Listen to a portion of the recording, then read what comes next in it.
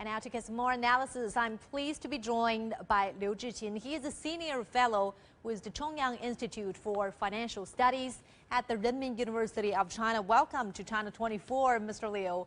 The outline of China's 14th five-year plan specifies a goal of pursuing, quote, quality and high-quality employment. What does that mean? And how would it play into China's economic recovery? Yes, we found this new expression about employment because we call this time as a high-quality employment.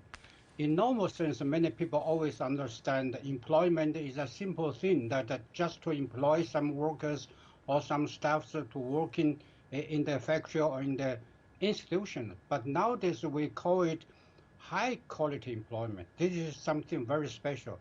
So we have to put two things in the account when we are talking about the high-quality employment. First, I think the employment environment should be different from others.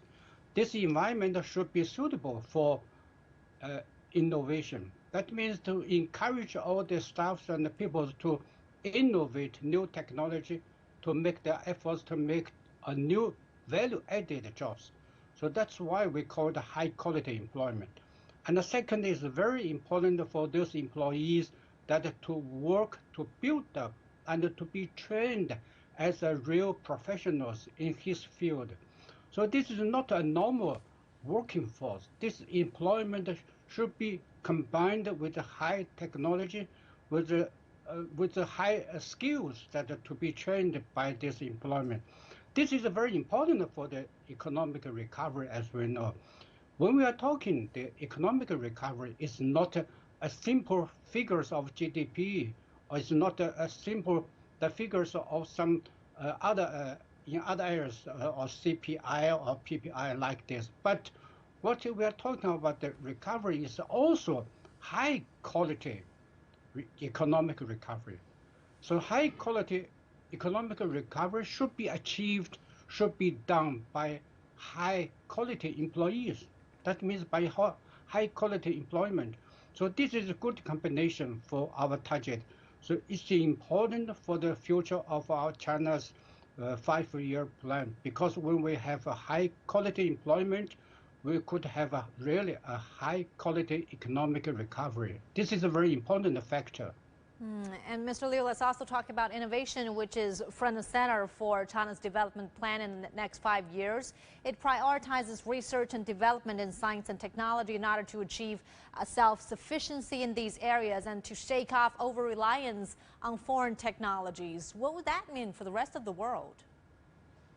I think this is very important and significant to the rest of the world. If China follow the self-sufficient policy to develop its own basic science and technologies. As we know that any new advanced technology should be based on basic knowledge and basic science. In other words, that if we have already very good basic research in the basic science, that we can develop a high-grade technology. For instance, the chips. The chips industry is based always on the semiconductor. The semiconductor is the fundamental and the basic knowledge of the chips industry. That's why we have to concentrate all the efforts that to develop our basic and fundamental science and technology research. Of course, when we're doing this direction, we can provide more opportunities and the chances to the rest of the world.